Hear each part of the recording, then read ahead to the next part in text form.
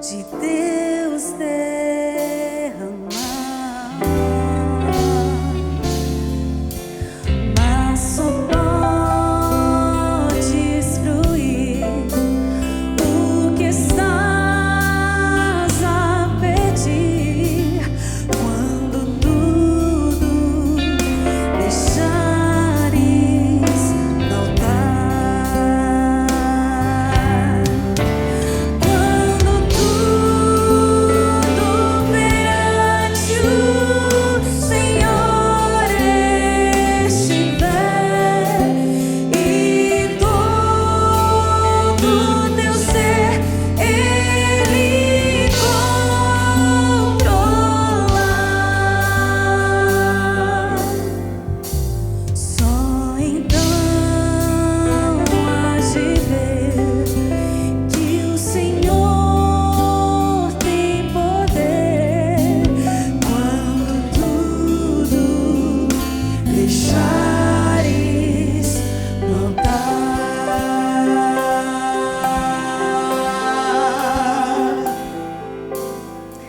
Eu queria mais uma vez te desejar um feliz sábado, que você se sinta muito feliz, muito acolhido, muito bem recebido. Essa é a casa de Deus e essa é a nossa casa. E como é bom a gente ter um dia na semana onde nós vamos nos reunir para abraçar, para sorrir, para se sentir bem-vindo. Eu queria que você olhasse para o irmão do seu lado, dá um abraço na pessoa que está do seu lado. Pergunte o nome da pessoa que está do seu lado, caso você não conheça.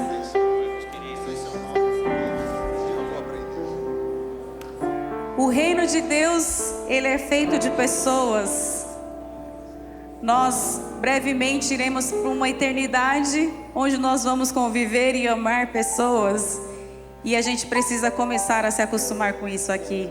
Muitas vezes a gente vem na igreja, a gente sai da igreja e a gente não sabe nem o nome da pessoa que sentou do nosso lado. Só que a gente chama essa pessoa de irmão. Como que a gente chama de irmão alguém que a gente não sabe nem o nome?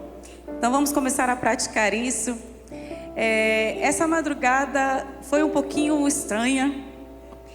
Eu demorei bastante para dormir e não é costume isso acontecer. Geralmente eu tenho um sono muito tranquilo. E eu fiquei perguntando para Deus. Geralmente esse momento de oração eu costumo fazer no segundo culto, não no primeiro. Mas se Deus preparou esse momento, talvez o que Ele me disse nessa madrugada seja para você que está aqui. Antes de dormir, uma música ficou ecoando na minha cabeça. E ela não saía da minha cabeça e eu fui ouvir. E é uma música que originalmente ela está em inglês, mas a tradução dela diz assim, só um pouquinho, porque não é uma música que vocês conhecem, porque eu também não conhecia, mas ela falava assim, ó. Deus vai resolver, Deus vai resolver. De uma coisa eu sei, certamente eu sei, que meu Deus vai resolver. Eu queria te perguntar, quantos aqui nessa manhã tem coisas que não conseguem resolver? Que já tentou vezes e vezes e vezes e não consegue resolver essa situação? Eu quero te dizer que Deus vai resolver. E só Ele pode resolver. Então esse momento é um momento em que eu gostaria que você, que tem situações pendentes, que usou todas as suas forças para tentar resolver e não conseguiu resolver. Jesus, Ele veio nessa terra e muitas vezes eu me questionei. Poxa, eu queria tanto ter vivido na época de Jesus, porque deve ter sido muito incrível andar com Ele aqui, testemunhando milagres, vendo tudo que Ele fazia, tudo que Ele operou. Imagina que incrível que não deve ter sido receber um abraço de Jesus. Só que toda vez que eu me questiono a presença física de Jesus, Ele me lembra que Ele foi, mas Ele deixou o Espírito Santo para habitar em nós. E Ele disse que Ele precisaria ir para que algo melhor acontecesse. Tem algo melhor do que ter Jesus? Tem o Espírito Santo. E é em nome dEle, do Pai, do Filho e do Espírito Santo que a gente vai orar nessa manhã. Confiando que muitas vezes o nosso esforço humano, muitas vezes não, nunca, o nosso esforço humano é suficiente. Se não fosse pela graça, se não fosse pela misericórdia de Deus, a gente não estaria aqui. Então eu queria te convidar que você exercesse um pouquinho da fé que há no seu coração. E se não há fé, eu queria te pedir que você pedisse para o Espírito Santo um pouquinho de fé nesse momento, para confiar que aquilo que você não é capaz de resolver hoje, nessa manhã, Deus vai resolver em nome de Jesus.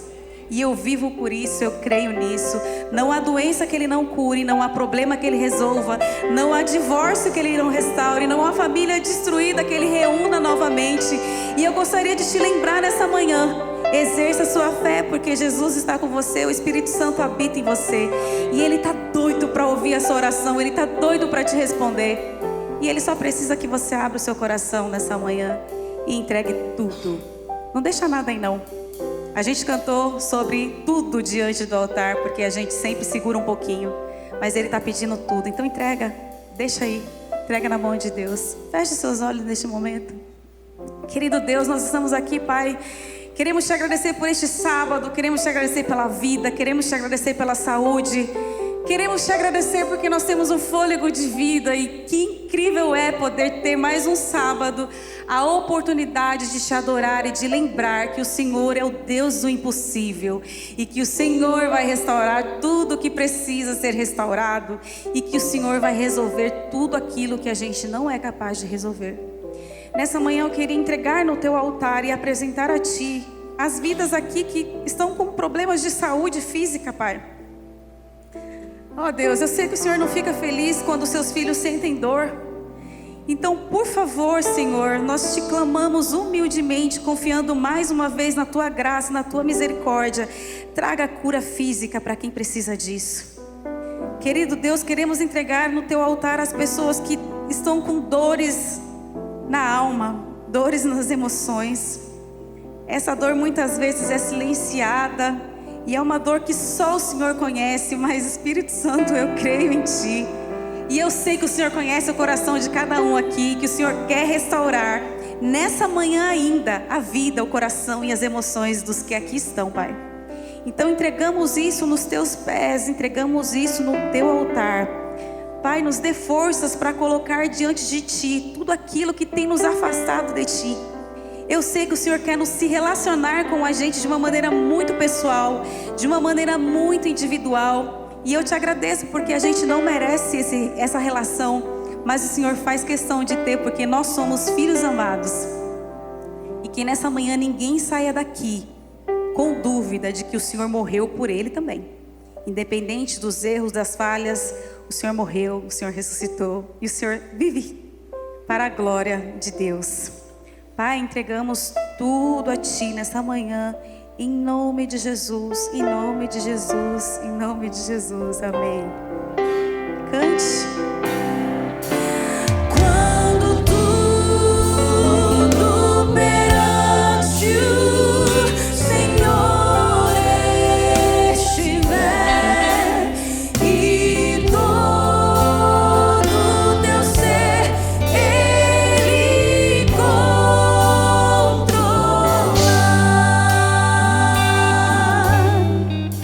só então hás de ver que o Senhor tem poder quando tudo deixares no altar.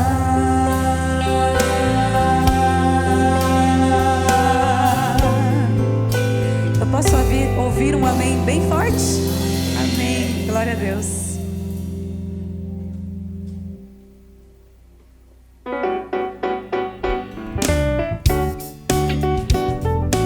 Crianças, venham para o nosso momento da adoração infantil.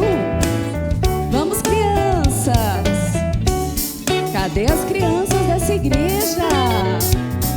Vamos lá.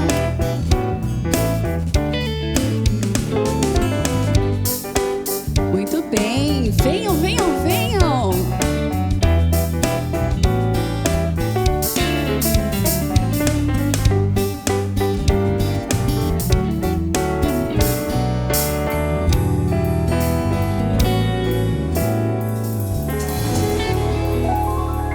Bom dia, crianças!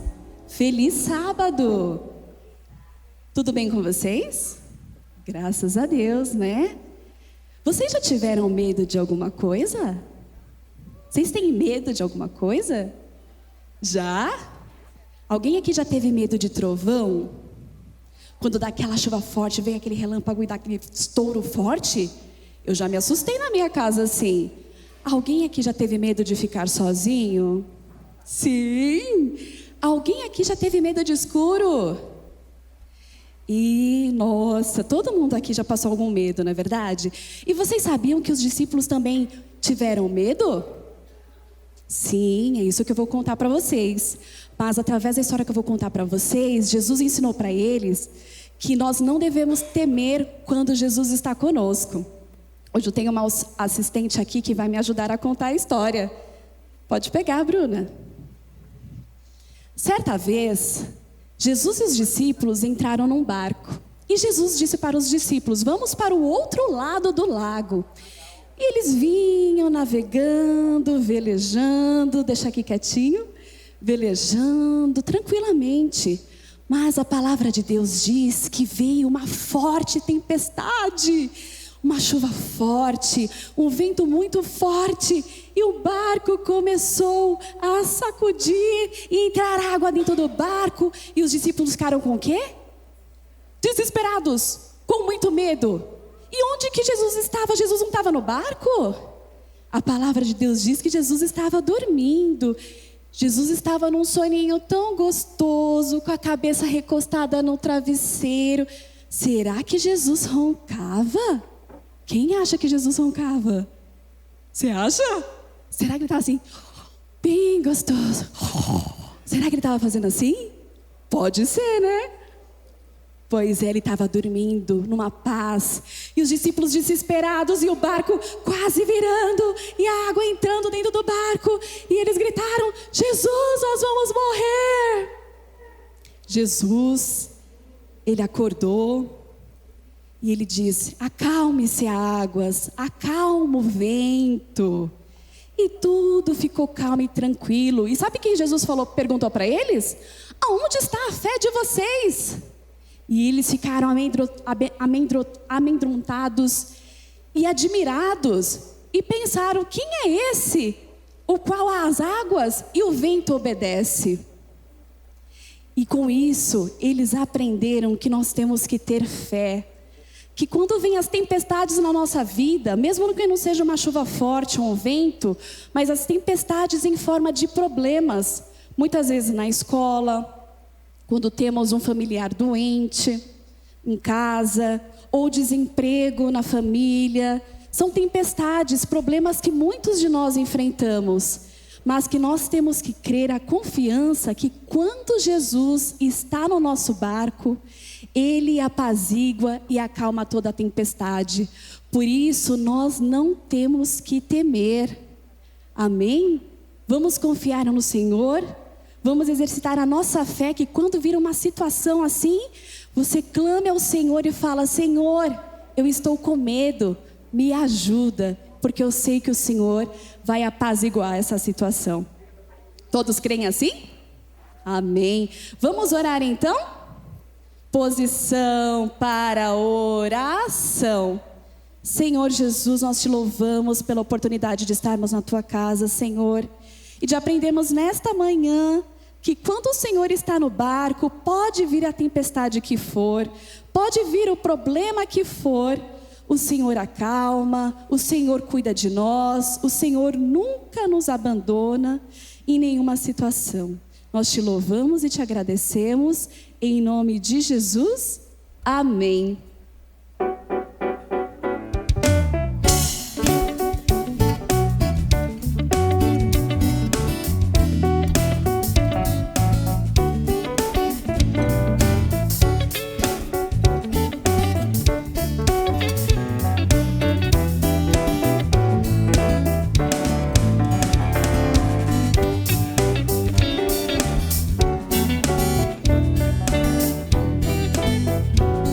Bom dia, igreja, bom sábado.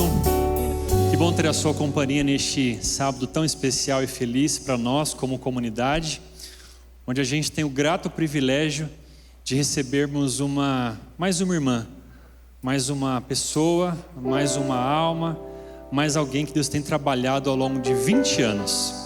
Eu estou falando sobre a Célia. Vem cá, Célia. Como eu disse, a Célia já conhece a igreja há mais de 20 anos, né, Célia? De uma outra denominação, mas sempre cercada de irmãos adventistas. Durante a sua juventude, durante a sua fase adulta, sempre foi cercada de pessoas carinhosas que lhe ensinaram o que é ser uma adventista e o caminho da vida eterna. A Célia vem acompanhada de familiares, amigos que aqui estão, que a ajudaram nesse processo, dando-lhe estudo, ensinando, ministrando ao seu coração. E hoje a Célia tem o prazer, o privilégio de entregar a vida a Jesus e nós, da mesma forma, de acompanharmos essa decisão tão importante. Que Deus te abençoe muito, viu, Célia? Eu quero fazer 3 perguntas a Célia. São 3 perguntas relativas ao voto batismal. Primeira pergunta: você aceita Jesus como seu único e suficiente Salvador? Aceito. Você também aceita os ensinos bíblicos da Igreja Adventista? Aceito. Você também aceita ser batizada por imersão como um testemunho público de sua fé em Cristo? Aceito. A igreja diz? Quantos estão felizes por receber hoje a Célia como sua mais nova irmã? Olha aí, essa é a sua igreja. A igreja que está te acolhendo e te recebendo. Tá bem?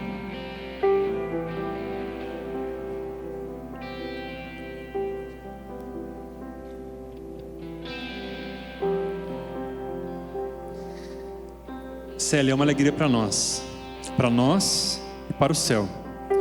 Hoje você sela uma decisão que ao longo de muitos anos o Santo Espírito tem ministrado ao seu coração.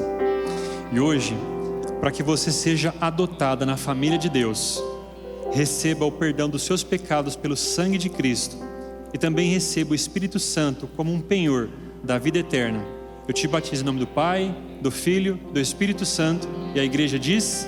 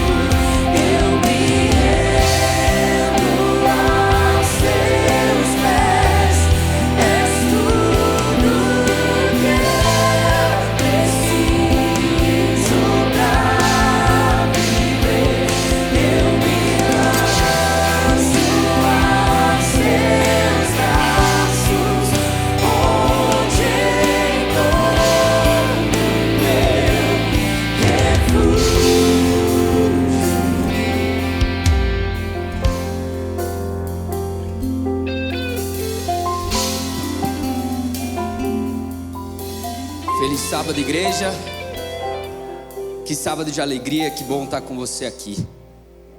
Agora, conforme a gente se aproxima do momento das ofertas, eu queria lembrar você que na frente do seu banco na frente da sua cadeira, tem o QR Code que você pode apontar direto à câmera do celular, no aplicativo do seu banco, para realizar a oferta, se assim for do seu desejo. Mas vamos ao texto dessa manhã. Na criação, Deus nos deu dádivas, verdade, vida, domínio e liberdade. Jesus passou por essa terra para também salvar a nossa liberdade e oferecer à criatura o direito de ser livre. Jesus passou por essa terra para nos dar bênçãos, a maior de todas as bênçãos, Jesus. E talvez na sua vida você tenha tido ou esteja tendo momentos onde você se sinta verdadeiramente abençoado, onde os planos de Deus têm se realizado e você pode ver eles na sua vida. Foi dessa forma talvez que Isaac se sentiu quando em Gerar, seguindo uma ordem de Cristo, ele estabelece acampamento e ele é ricamente abençoado. Uma promessa de Deus para a sua vida. Ele é tão abençoado e os planos têm acontecido da forma como ele sempre sonhou ao ponto daqueles que estavam à sua volta se sentirem incomodados, porque ele tinha se tornado o mais poderoso entre eles. Ao ponto de Abimeleque, que era o rei daquele povo, ter que procurar Isaac e falar: Isaac, retira-te de nós. Não é mais possível que a gente habite no mesmo lugar, porque tu se tornaste tão poderoso. E aí, amigo, a nossa vida e talvez o seu momento bom que você está vivendo hoje, amanhã talvez ele acabe, porque a vida é assim. São semanas após semanas, e ali Isaac agora partia rumo ao desconhecido, para uma nova terra, precisando cavar um novo poço, precisando entender uma nova realidade, e assim ele o fez. Mas veja, novamente ele foi abençoado, porque a bênção de Deus estava com ele.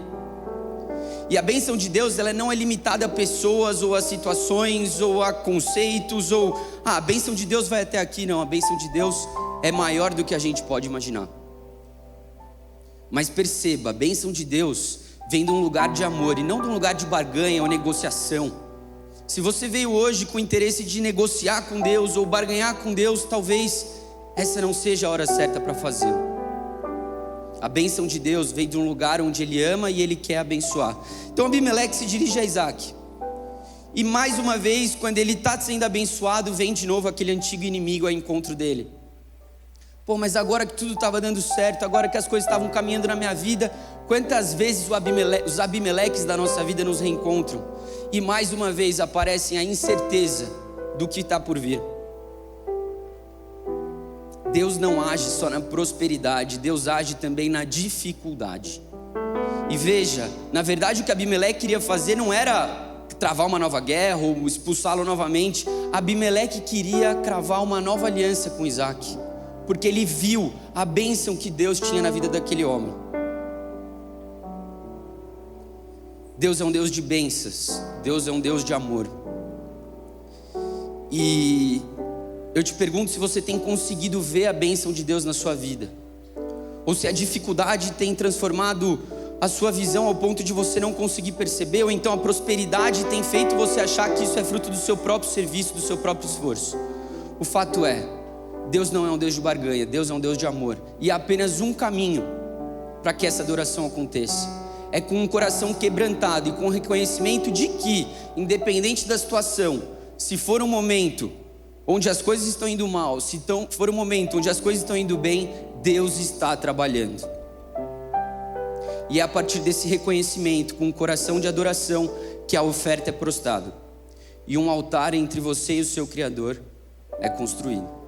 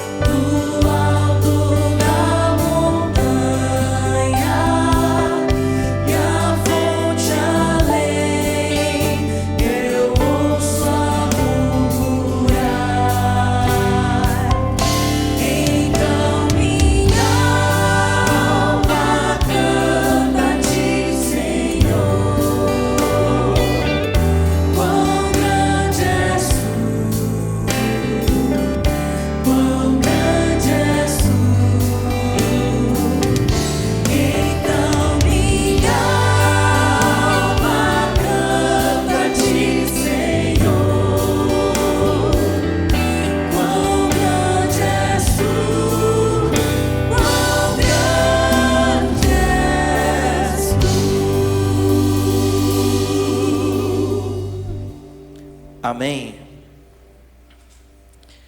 Quando eu era pequeno, um dos animais que eu mais gostava de estar perto, de ver perto, quando ia ao zoológico, era o camaleão. Porque eu via ele mudando de cor e eu pensava que aquilo era uma coisa mágica. E eu me lembro que numa situação na igreja, alguém contou uma experiência sobre alguém que era ateu, que não acreditava em Deus. E eu, criança, ficava pensando, esse cara nunca deve ter visto um camaleão. Porque não é possível que você vai ver um camaleão mudando de cor na sua frente e você vai falar que isso não é de Deus. E eu me lembro que eu me apegava a situações da ciência, que eu via, uma vez eu ouvi dizer que o Sol está exatamente na distância certa da Terra. Se ele estivesse um pouquinho mais perto, queimava muito a gente. Se estivesse um pouquinho mais longe, a gente morria congelado. Isso é obra de Deus. A gente vai cantar sobre fé. E eu quero que você, durante essa canção, experimente a sua fé. Pense naquelas situações onde você não tem mais força para continuar caminhando. Pense naquelas situações que você já não pode mais resolver. Pense naquilo que você já perdeu o controle. Se você não tem o controle, eu sei quem tem. E Ele está aqui, cuidando de você.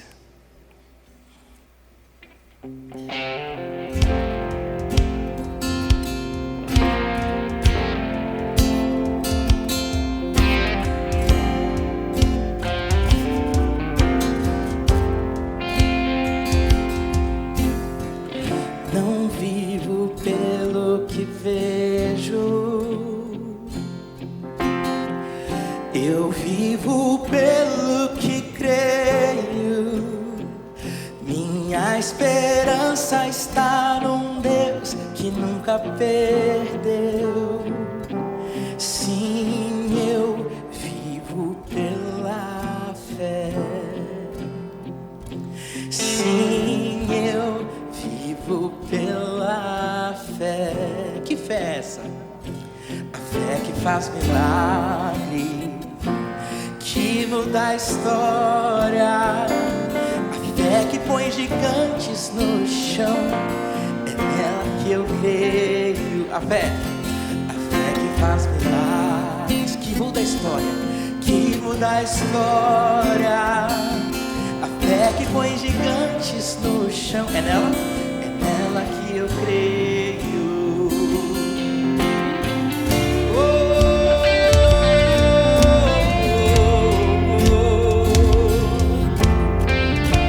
Esse possa ser o nosso desejo, acreditar em Cristo Jesus. Não vivo pelo que vejo, eu vivo pelo que creio. Minha esperança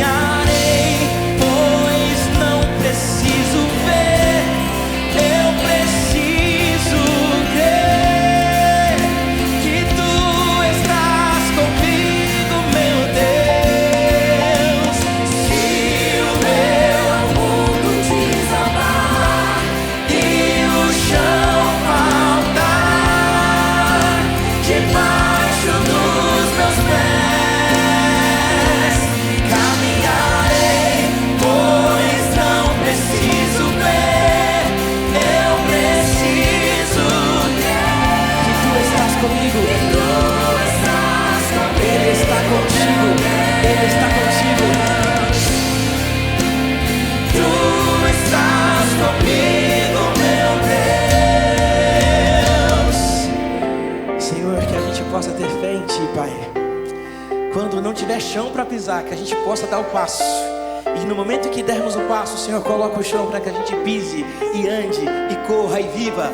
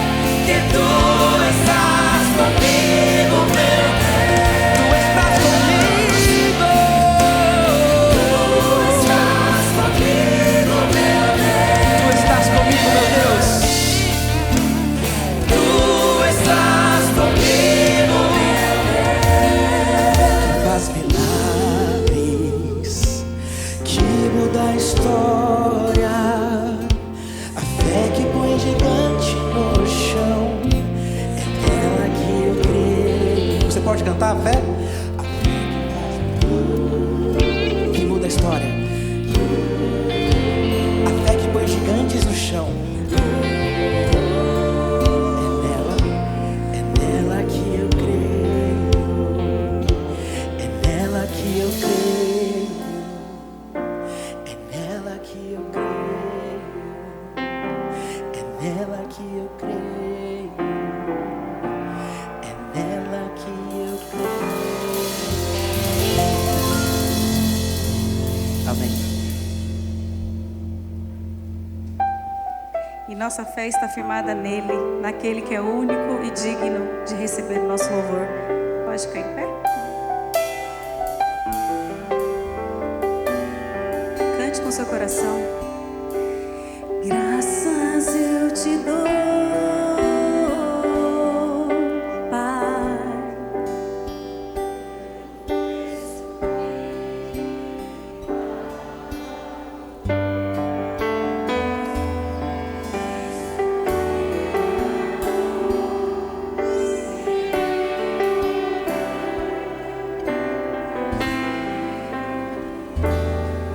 Você pode cantar mais forte, que eu sei. Pelos cravos sei,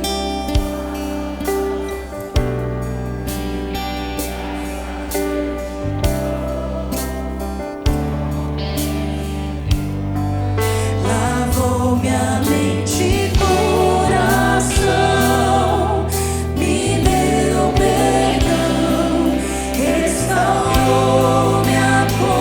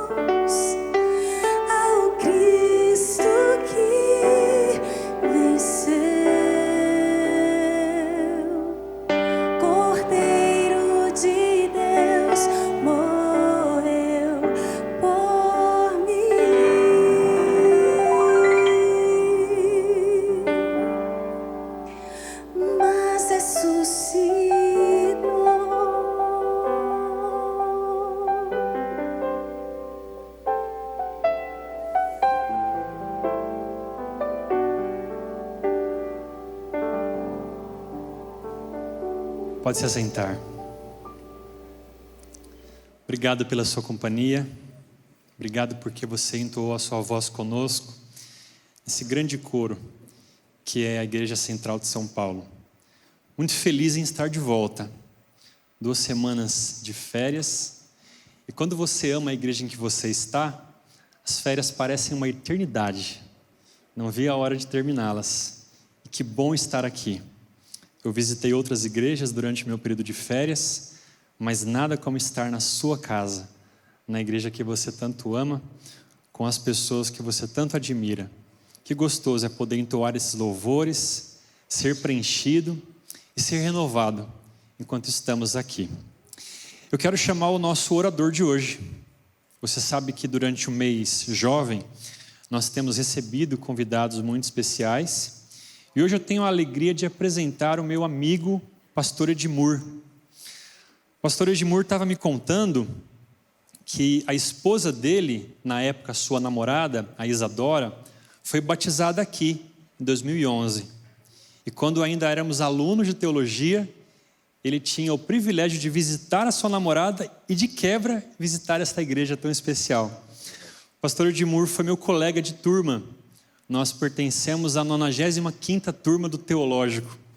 Compartilhamos muitos planos juntos como teologandos e hoje Deus permitiu que estivéssemos aqui no ministério. Comportamos juntos, fizemos o estágio de evangelismo juntos e hoje que bom recebê-lo aqui. Que Deus te abençoe, pastor Edmur. Obrigado. Valeu, Renan. Bom, feliz sábado a todos.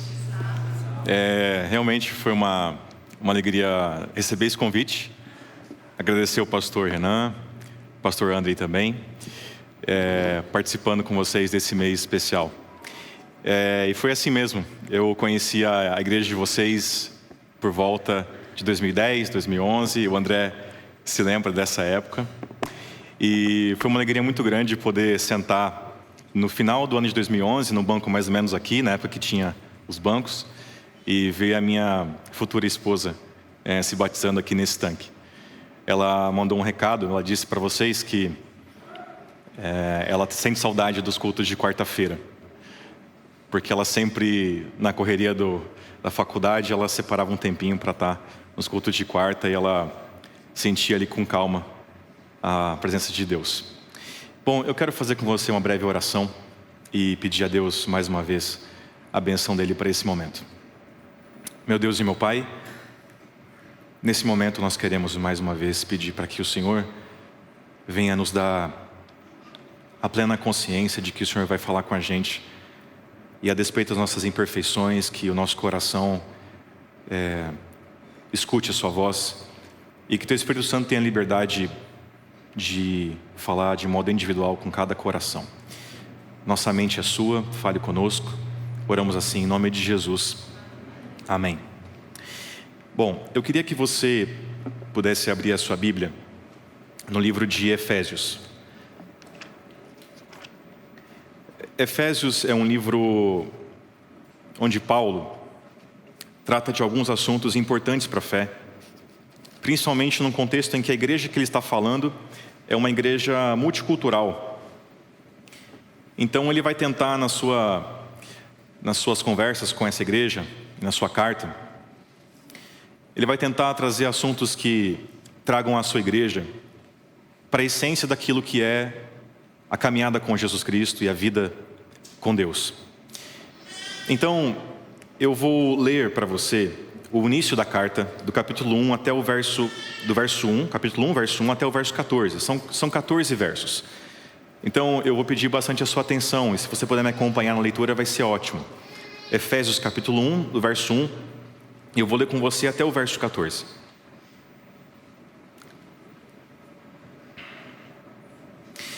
Posso ler? Efésios 1, verso 1 fala assim: Paulo, apóstolo de Cristo Jesus, pela vontade de Deus, aos santos que vivem em Éfeso e são fiéis em Cristo Jesus. Que a graça e a paz de Deus, nosso Pai, e do Senhor Jesus Cristo estejam com vocês. Verso 3: Bendito seja o Deus e o Pai de nosso Senhor Jesus Cristo, que nos abençoou com todas as bênçãos espirituais nas regiões celestiais em Cristo, Antes da fundação do mundo, Deus nos escolheu nele para sermos santos e irrepreensíveis diante dele.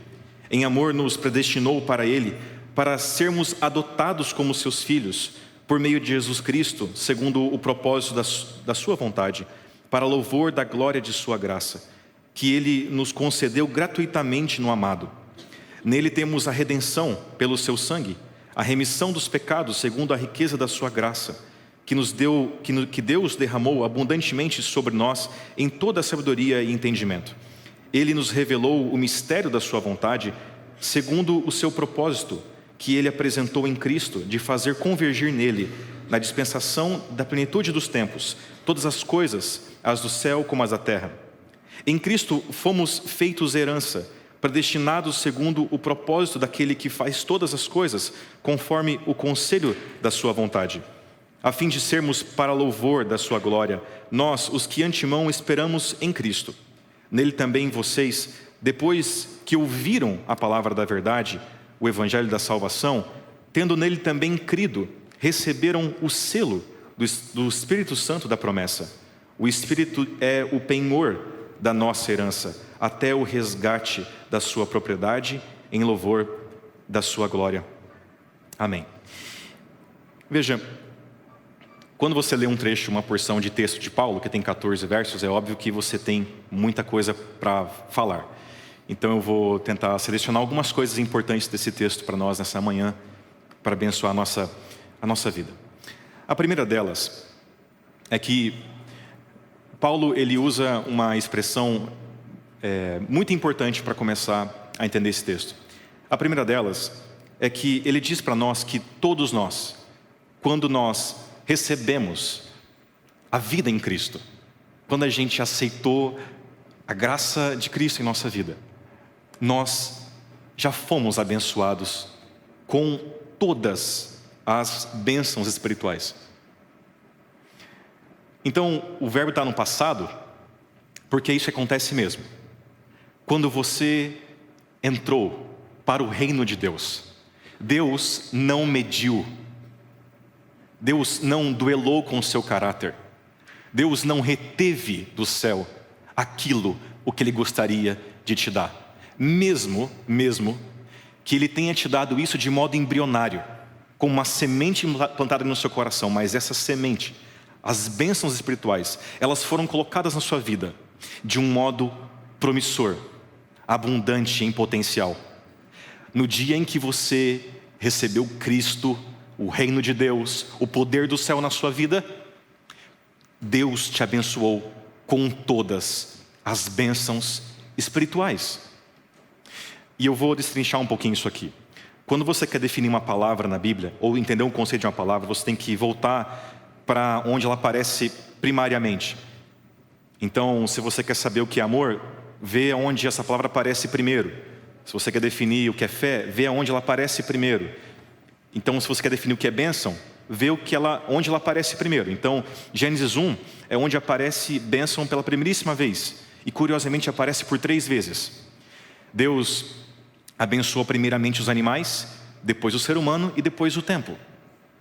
Eu não vou ler com vocês de modo não vou lá voltar, porque eu vou só passar por esse assunto e depois eu vou continuar a reflexão. A palavra bênção que aparece em Gênesis 1 e comecinho do 2, ela tem um sentido bem claro. Apesar de você ouvir pessoas dizendo que bênção é um carro, é uma profissão, bênção é o dinheiro, bênção... esses dias eu vi até um pastor neopentecostal abençoando um copo de água, inclusive. Então veja, apesar de que você possa usar essa palavra para qualquer outra coisa, em Gênesis 1, bênção é o seguinte: Deus abençoou os animais, agora os animais ganham um potencial que eles não tinham antes, eles podem se multiplicar. Deus abençoou o ser humano, agora eles ganham um potencial que eles não tinham antes, que é de se multiplicar e governar a terra. Deus abençoou o sábado e agora ele continua sendo um dia de 24 horas, mas agora ele tem um propósito diferente. É um tempo potencializado para que o ser humano viva ainda mais intensamente a sua vida. Tudo que Deus abençoou no Éden ganhou um novo potencial. Tudo que Deus abençoa é potencializado para ele ser melhor e ser maior. Esse é o padrão da bênção em Gênesis 1. Percebe a dinâmica? Deus abençoa e esse algo abençoado ganha em potencial de existência, melhor do que era antes. Ou seja, em Gênesis 1, a palavra bênção é um poder divino que onde cai a bênção dele, esse algo ou esse alguém é potencializado em existência, torna-se maior do que era antes. E Deus, então, essa é a definição da bênção. Bênção é um poder divino que potencializa, enobrece, enriquece, torna-se melhor do que era antes. Agora, só para você entender, essa palavra aparece num outro contexto, onde ela expande ainda mais o horizonte dela, quando Deus disse para Abraão que não somente ele receberia a bênção de Deus, mas agora ele fala assim: Abraão, agora, você vai entender agora aonde eu quero chegar na minha vida, na minha relação com você. A partir de agora, você vai ser bênção. Você vai ser bênção? Abraão foi bênção. O verbo muda. Não é mais receber poder de Deus. Agora, Abraão, você vai ser bênção, ou seja, agora você vai comunicar poder.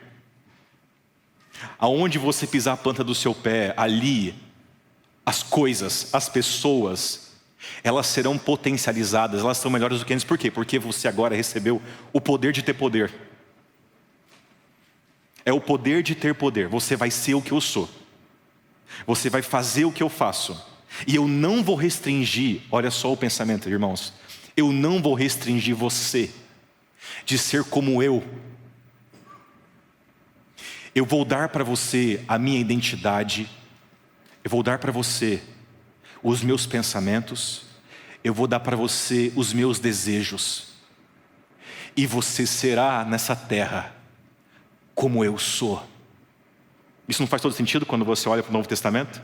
Quando Cristo fala com os discípulos? Não tá entrelaçado a mesma lógica? Pois bem, aqui em Abraão, Deus, ele já desde lá de muito tempo atrás, ele já expande o horizonte dos seus filhos, de quem anda com ele. O horizonte de quem caminha com Deus é receber do céu tudo que o céu tem de melhor.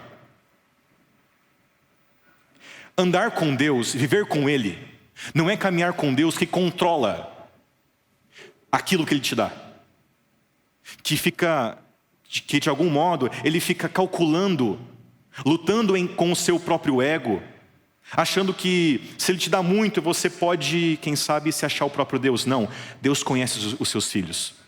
Deus conhece plenamente com quem Ele convive. Então, Deus fala assim: Abraão, eu confio. Eu te dou o céu e a terra. Você vai ser uma bênção nesse mundo. E aonde você for, você vai fazer outras pessoas me conhecer. Você agora tem o poder de ter poder. E aqui agora, quando Paulo fala para nós, agora nesse contexto, tá? Agora nesse contexto, com a definição de ter poder e comunicar poder como Deus é, no modo generoso de Deus compartilhar as suas bênçãos, o seu poder entre nós, o texto fala que Deus, no dia que você chamou Cristo de Senhor e Salvador, naquele momento, Paulo nos diz, Deus nos abençoou com todas as bênçãos espirituais. Nada falta para um filho de Deus, porque o céu, o poder de Deus, a glória de Deus se faz em nós. Amém, igreja? Nós representamos Deus nessa terra. Você pode falar assim: não, mas eu poderia fazer mais por Deus. Eu poderia ser melhor representá-lo. Tudo bem, eu concordo com você. Mas eu quero dizer para você que você, diante do Pai, você simboliza a própria glória de Deus, a coroa da sua criação.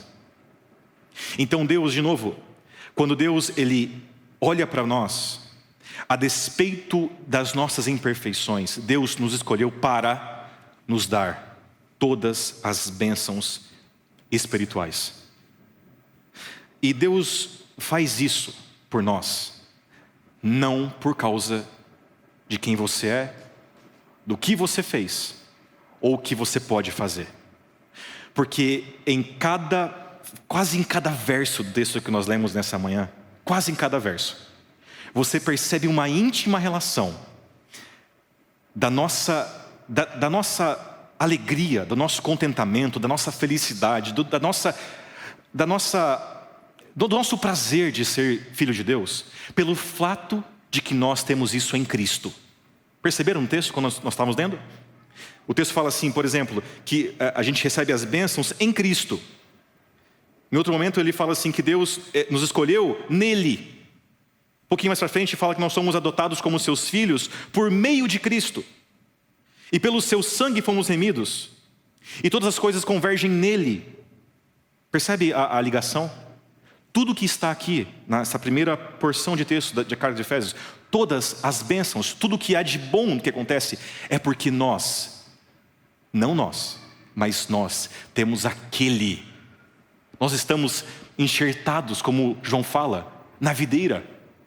Nós temos aquele que, por nós, para nós, e nele nós temos tudo o que Deus prometeu, Jesus Cristo.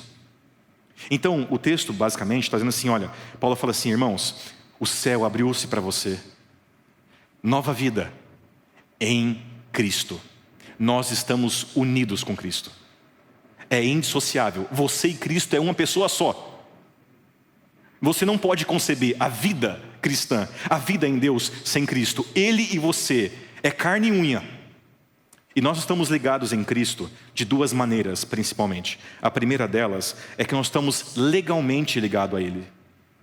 Legalmente. E eu acho a expressão que eu mais gosto de Paulo para nos dizer que tipo de relação e vínculo nós temos com Jesus é a relação do matrimônio. Eu não sei, eu acho que essa seja... Talvez a do matrimônio e a relação de filiação sejam as duas expressões que Paulo usa para me dar clareza e lucidez em relação ao tipo de vínculo que eu tenho com Cristo. Mas falando sobre o matrimônio, eu não sei como foi. Nós temos aqui acho que muitas pessoas já casadas. Você lembra quanto de dinheiro você tinha quando você casou? Era pouco ou era muito? A maioria era pouco, né? Não era muita coisa. Mas quando você se casou, vocês uniram os bens? Você lembra quem tinha mais, quem tinha menos? Lá na minha época, quando eu me casei, eu nem lembro, porque era tão pouco que a gente não estava tudo misturado, né? O importante era casar e depois começar a vida, né? Lembro que quando eu entrei no meu apartamento depois de casado, Renan, tinha uma mesa e um colchão. E vamos embora. O importante é a gente ser feliz na vida matrimonial. Onde eu quero chegar, irmãos, é que num vínculo normal, natural de um casamento cristão, quando você se casa, não importa quem é mais rico, não importa quem tem mais. Do dia para a noite, tudo pertence aos dois. Não é verdade? Quando eu penso no casamento com Cristo, é exatamente assim. Em um dia, você era pobre, cego, nu, miserável, os teus pecados te condenavam, você estava condenado à morte, assim como, por exemplo, o ladrão na cruz. Você não tinha nada. Os nossos pais nos deram uma herança, a pior herança, a desconexão com o eterno, que é a própria vida. Mas o dia em que Deus te achou e você ouviu a doce voz de Cristo, Ele disse sim para você no altar. E você, talvez emocionado e constrangido, mas ao mesmo tempo reconhecendo o tamanho do amor de Deus por você, no dia que você disse sim para o seu Deus, vocês se casaram. E agora Cristo diz para você, tudo o que é meu também é seu. Tudo. Quando Paulo, por exemplo, fala aos romanos, ele diz assim que nós estamos unidos com Cristo, tanto na sua morte quanto na sua ressurreição.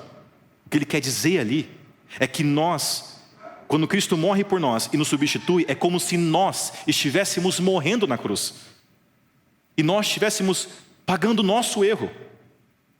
Quando Paulo fala que nós estamos agora, nós temos também parte com Ele na sua ressurreição, é porque assim como Ele ressurgiu, não há chances nenhuma nesse mundo de ter Cristo e perder a vida eterna. Por quê? Porque agora o que é dele também é seu. Se Ele ressurgiu, nós também vamos ressuscitar mesmo que a gente passe pela morte. Você está casado com Cristo. Aliás, eu vou só pincelar isso aqui, eu não posso entrar com intensidade nisso, mas pensa comigo. Sabe como acontece um divórcio? Como que geralmente acontece um divórcio? Imagina um casal cristão que passa mais tempo no domingo, ou no sábado, enfim. Aí o casal passa mais tempo junto, aí tem mais chance de dar uma briguinha, não tem? E eles se ofendem. E a tendência é que depois de uma briga, uma ofensa, e não resolver naquele dia, é que no dia seguinte eles procurem advogado para divorciar. É assim que acontece, na verdade, nos casamentos normais. Aconteceu uma briga, logo acontece um divórcio. Não é assim, né? Não é assim. Como é que acontece um divórcio, gente? Um divórcio acontece na curva do tempo, onde a amizade foi não sendo válida, a amizade vai se distanciando. E a confiança vai sendo minada, e com o tempo o diálogo para, as coisas são omitidas, não existe mais transparência, e com o tempo o amor se esfria, e o casal se vê duas pessoas na mesma casa, só que é só isso, são duas pessoas morando no mesmo lugar, mas ali já não existe mais nenhuma amizade, nenhum compromisso um com o outro, então ali acaba o amor. Veja, muitas pessoas acham que o casamento delas com Cristo acaba toda vez que elas pecam. A maioria de nós, talvez, se não pensou nisso ainda. Toda vez que a gente peca, você acha que Cristo pediu o divórcio de você. Isso não é bíblico. Isso não é verdade. Toda vez que você peca, isso quer dizer que você é pecador. Mas toda vez que você peca, a primeiríssima pessoa a aparecer em sua vida e dizer para você que esse caminho pode um dia te levar a você a negar Cristo, é o Espírito Santo que é enviado por Cristo. Para dizer assim: filho, você não se até esqueci a minha aliança hoje, ó. Filho, você sabe que eu nunca vou dizer eu não te quero mais. Deus, Jesus Cristo, o nosso noivo, o nosso marido, nunca vai dizer para você: eu peço o divórcio. Amém, igreja? Nunca. A única chance de você perder a salvação e o seu Cristo é você, no íntimo do seu coração, dizer: Cristo, eu não te quero mais. Mas enquanto você, nos seus altos e baixos, disser: Senhor, eu sei, eu preciso de ajuda, há coisas a serem melhoradas, mas enquanto você for totalmente fiel ao seu marido, e quando eu falo isso é continuar perseverante, essa é a grande qualidade de um cristão, perseverante em Cristo. Enquanto você persistir, você estará casado e salvo para sempre. Essa é a lógica da vida cristã. É um vínculo matrimonial. E a segunda coisa que eu preciso dizer para vocês é que, além de legalmente casado com Cristo, você tem não só o lado legal do vínculo com Deus, mas também existe o lado vital, aquilo que traz vida, aquilo que faz com que a vida em Cristo seja a melhor vida que você poderia viver, que é o fato de Deus ter enviado Ele mesmo, o próprio Deus, para habitar em nós. Eu não sei vocês, mas eu tenho uma plena convicção de que após a morte, ressurreição e vida de Cristo no céu, que intercede por nós, a grande outra boa nova, a grande boa notícia depois da vinda de Cristo a esse mundo, é o fato de Deus Espírito Santo vir ao mundo no lugar dele e habitar em nós. Existe outra coisa maior do que essa? Existe outro milagre maior do que esse? Do que você saber que Deus agora, além de ter se encarnado em Cristo, agora Deus também está encarnado em você. Existe outra verdade mais profunda do que essa, aonde Deus agora, Ele compartilha com você não só o que Ele sabe o que é bom para você. Deus agora compartilha com você quem Ele é. Deus, Ele está em você, produzindo toda sorte de coisa boa. Aliás, tem um texto que eu tenho que ler com vocês. É o texto de 2 Pedro. Se você puder, 2 Pedro capítulo 1, verso 3.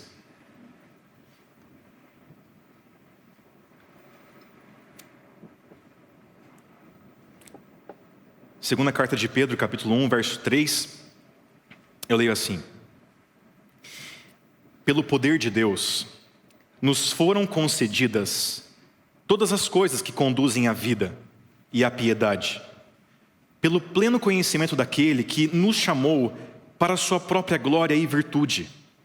Por meio delas, Ele nos concedeu as suas preciosas e muito grandes promessas, para que por elas vocês se tornem coparticipantes da natureza divina, tendo escapado da corrupção das paixões que há no mundo. Meus irmãos, esse aqui deve ser um dos textos mais lindos da Bíblia. Nós somos, pela graça de Cristo, que enviou o seu Espírito nessa terra, e o próprio Deus agora, que habita em nós como o seu templo, Ele nos disse: vocês agora participam da natureza divina. Eu não chamo mais vocês de somente seres humanos, carne aqui nessa terra. Vocês são, como nós somos, participantes da natureza divina. Uma nova realidade, uma outra história. Deus não vai chegar até nós nos pedindo mudança, Ele vai oferecer para nós uma grande mudança. Eu vou habitar em vocês. Por isso que quando Paulo, ele fala sobre o seu passado, percebe como Paulo, ele quando olha para o seu passado, ele olha com confiança. Paulo, aquele homem que perseguiu cristãos, que matou pessoas, que odiou quem dizia que amava a Cristo. Paulo, quando fala sobre o seu passado, ele fala com confiança. Sabe por que ele faz isso? Porque quando ele fala essas coisas, escreve o que ele escreve, ele olha para trás e fala assim: tá, tudo bem, é verdade, eu fiz isso, mas aquela pessoa não é mais quem eu sou. Não sou mais eu. Eu agora vivo uma nova vida. Quando Paulo olha para o seu passado, ele não diz que ele não fez aquilo. Ele reconhece os seus erros, mas ele fala o seguinte: aquilo não é que não existe mais. Ele sabe que ele luta ainda contra aquele Paulo antigo, contra Saulo, mas ele sabe que aquilo não é mais o que define ele. Agora ele é vivo no Espírito Santo. Ele nasceu de novo para uma nova existência, uma nova vida, onde Deus possui ele e ele pertence totalmente ao seu Deus. Todas as coisas faz com que Paulo entenda, por exemplo, que agora, isso aqui para mim é central, ele não está mais numa religião em que ele é o centro.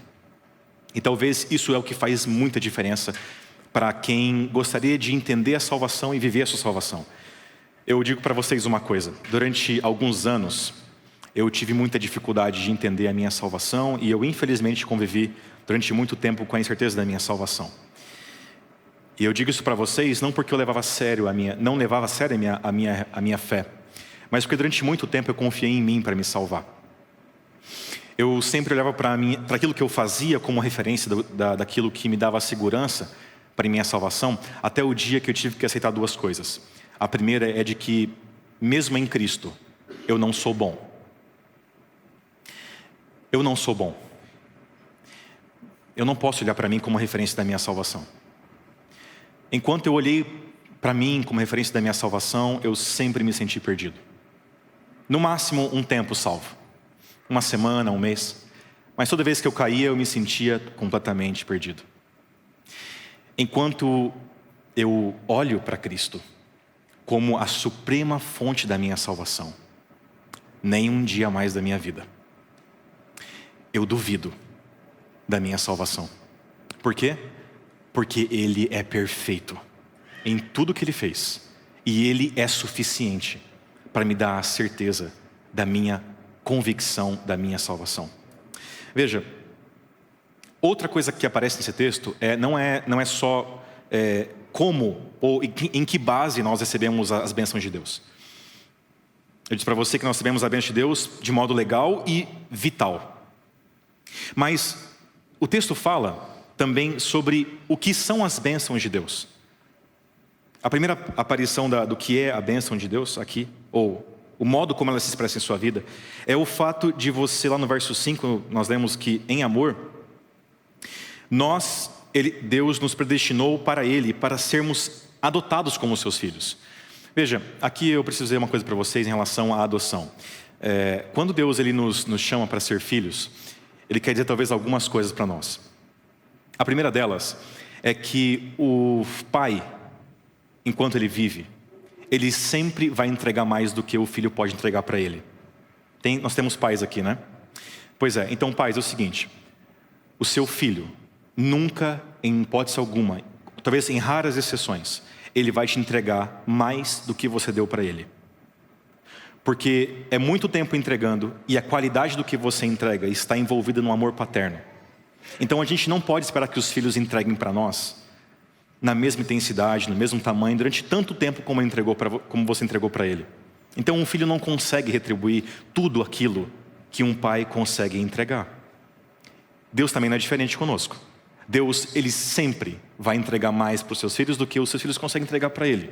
Esse é um princípio fundamental. Mas tem uma coisa: ainda não importa o quanto você possa entregar para Cristo, importa você entender que a única chance de você ouvir o seu Pai que está no céu é se você entender primeiramente que o que Ele fala é melhor para você.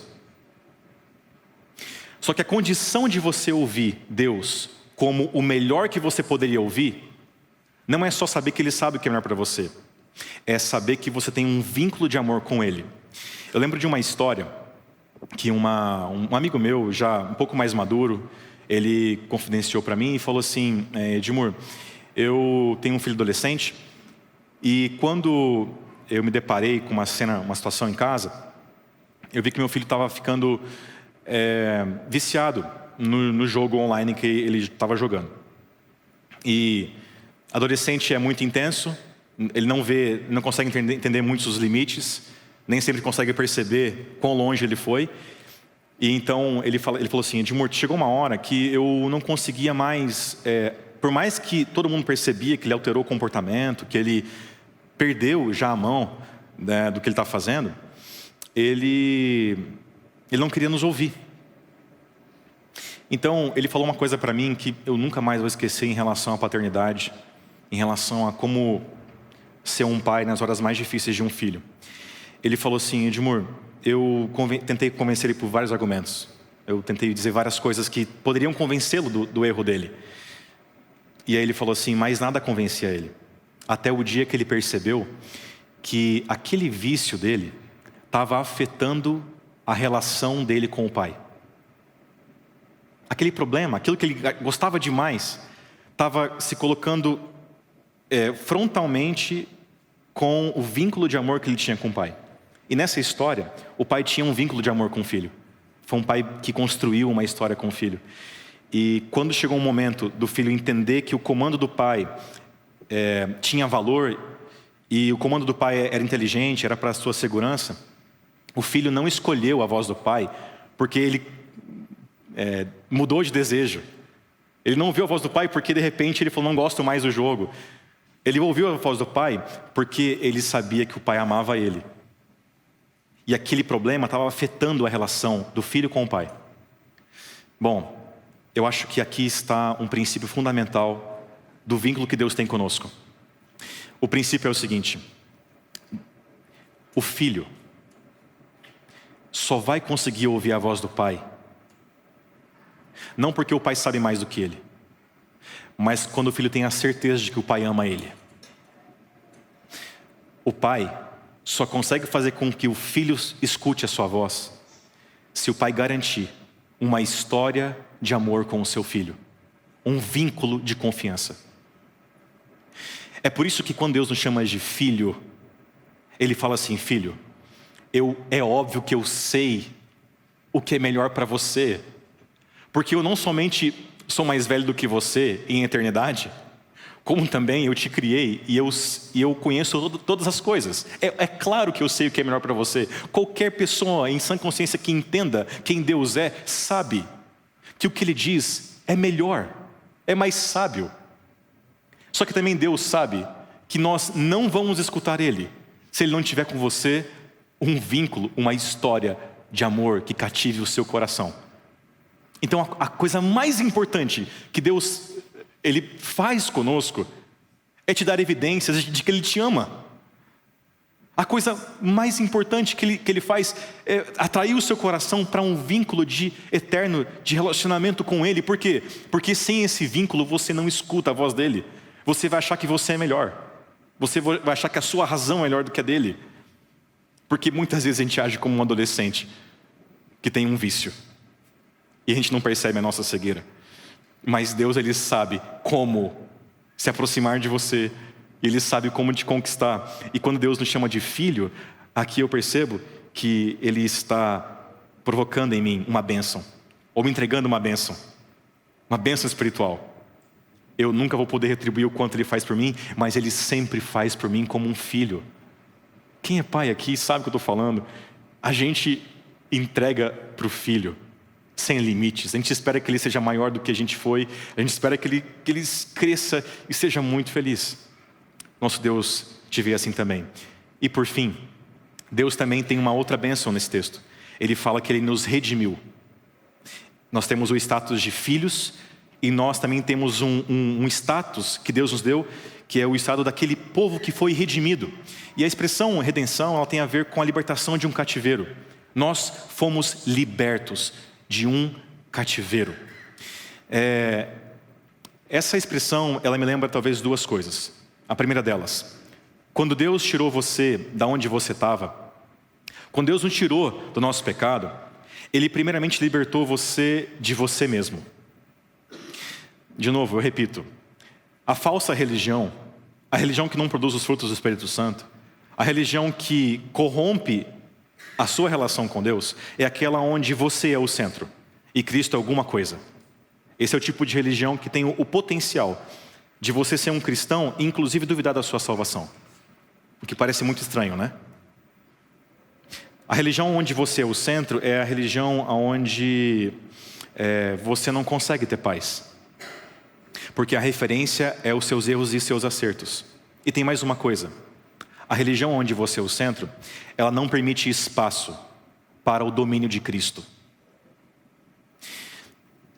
E quando a gente, por exemplo, lê lá em Gálatas, que Deus Ele nos deu o Espírito Santo, e ali você vê os frutos do Espírito Santo acontecendo em você, você percebe que tudo que há de bom que você faz, não é você fazendo. A redenção de Cristo nos leva para uma vida onde você de fato perdeu o controle. É Deus em nós fazendo. De vez em quando alguém chega em você e fala assim, cara, parabéns por aquilo que você fez. E aí geralmente num contexto mais assim, mais nosso de igreja, você fala assim, não, glória a Deus. Não, Deus te louvado, não é verdade? A gente costuma falar isso. E às vezes a gente fala isso e lá no fundinho do coração o teu ego tá assim, massageado, tá bem, sendo bem tratado, não é verdade? E a gente fala assim, graças, glória a Deus por falar mesmo. Mas quando alguém te fala assim, olha, parabéns por aquilo, ou você fez isso muito bem, não importa qual for o contexto, quando você fala glória a Deus, é porque a glória é de Deus mesmo. A glória é de Deus mesmo. No contexto cristão você pode falar abertamente assim, não fui eu que fiz. Não fui eu que fiz, foi Deus em mim fazendo. Esse é um outro princípio fundamental daquele que foi redimido. Quem foi liberto da escravidão sabe que foi escravo. E quem sabe que está liberto, sabe que foi liberto por causa do poder de Cristo. E quando você faz coisas que não é de escravo fazer, mas de um filho de Deus fazendo, agora você sabe que aquilo pertence ao grande plano de Deus acontecendo em você. É por isso que o fruto é do Espírito Santo e não seu.